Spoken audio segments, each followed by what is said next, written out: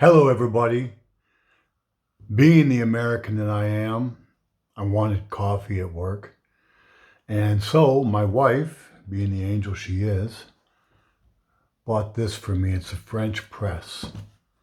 It's not something I have a lot of experience with. Let's open it up and see what it is, actually. Hey, we've got bubble wrap.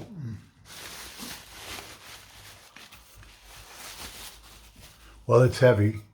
I think it's got a double wall. Yeah, it's double walled steel.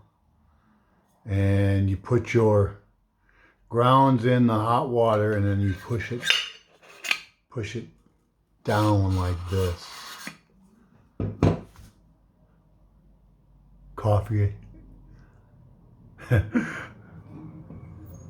That's pretty cool. Thanks for watching.